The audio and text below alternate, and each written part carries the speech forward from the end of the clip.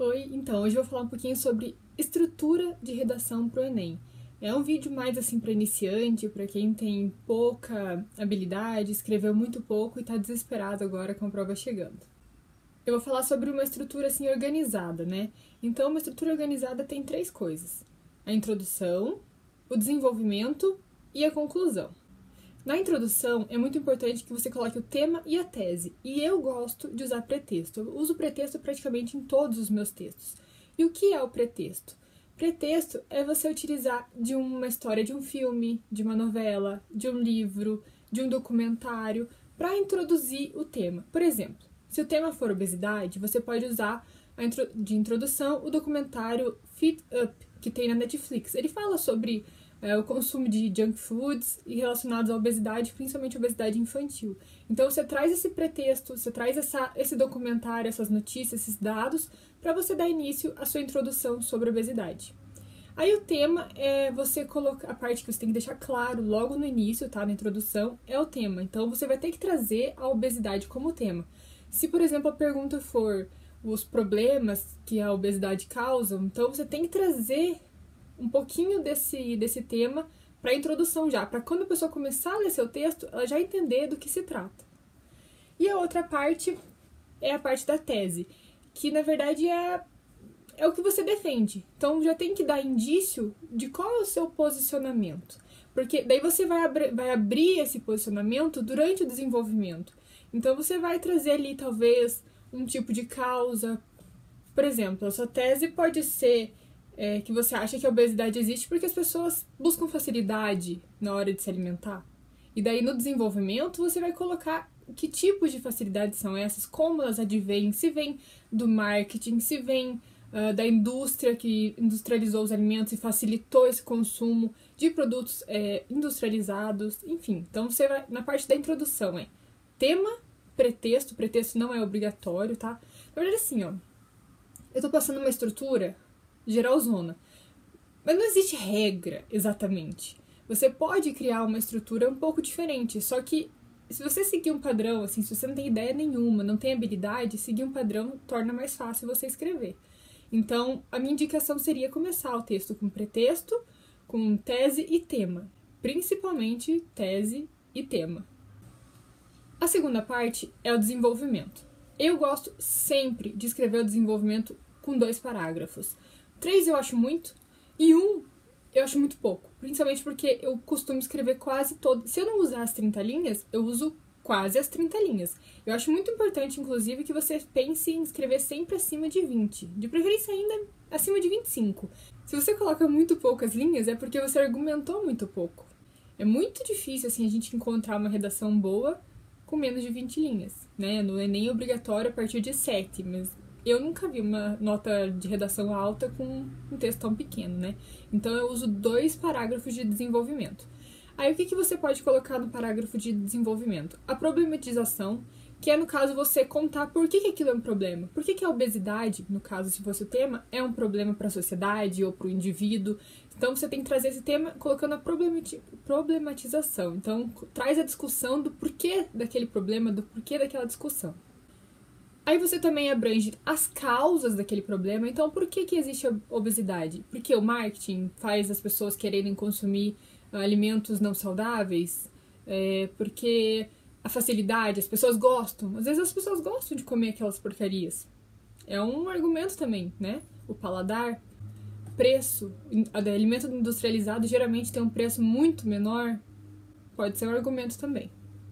Aí uma outra coisa que você tem que colocar nesse desenvolvimento são as consequências dessa obesidade. Por exemplo, o aumento do número de cirurgias bariátricas é uma consequência, a redução da expectativa de vida desses indivíduos é uma consequência.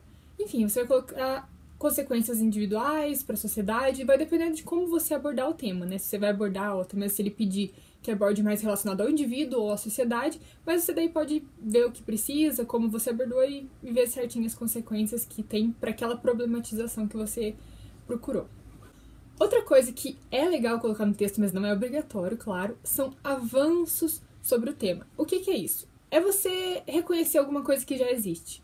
Por exemplo, uma solução que foi já implantada no Brasil é a lei da coxinha. É um nome muito estranho, mas é assim, mais ou menos assim, porque eu não tô com a lei aqui, então eu não vou poder especificar exatamente como é.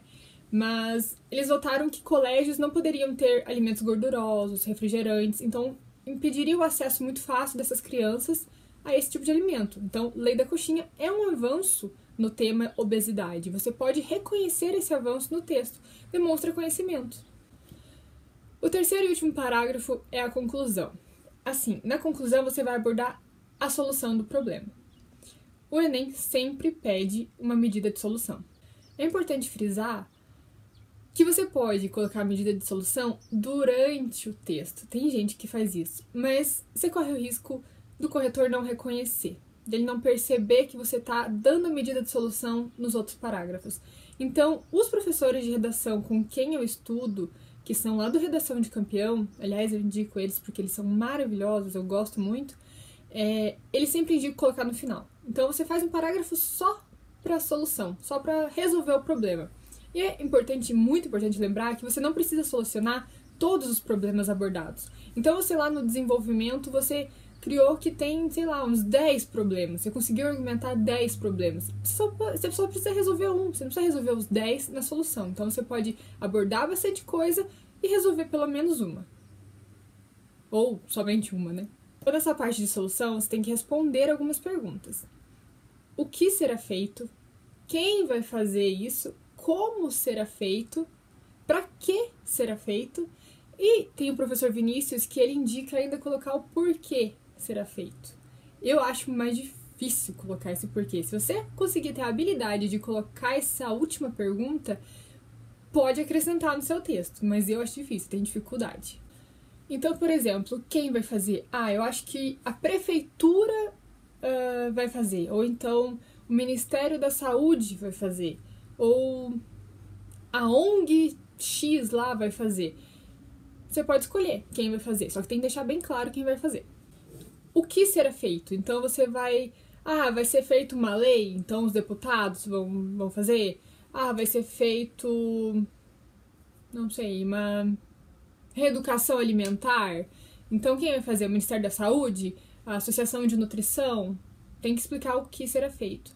Aí como será feito? Vai ser através de palestra? Vai ser através de publicidade na mídia? Novela? Vincular, né, em novela? Aplicativo? Tem que colocar esse meio. Para quem? Então, você vai dizer quem que são as pessoas-alvo. Se é obesidade infantil, as crianças e adolescentes são os alvos. Então, se posso vincular junto ao colégio, vai ser, se for palestra. Então vamos colocar palestras nos colégios para que alunos do primário e do secundário tenham acesso a essas palestras, porque o alvo são eles.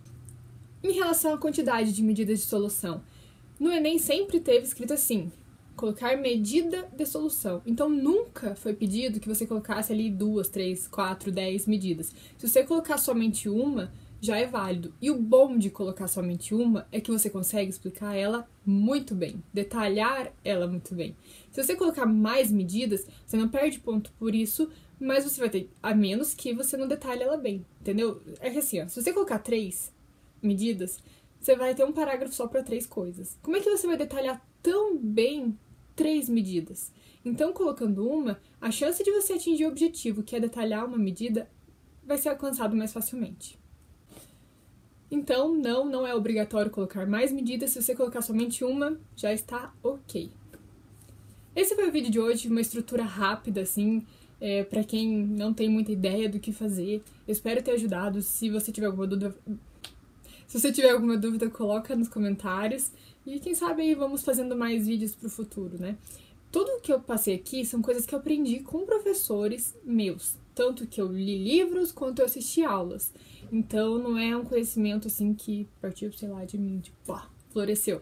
Porque eu não sou professora de português, nem de redação, né? Então, são dicas, orientações que eu recebi deles e eu resolvi repassar um pouco pra vocês, porque eu sei que nem todo mundo tem a chance de ter acesso a bons cursos ou a bons livros.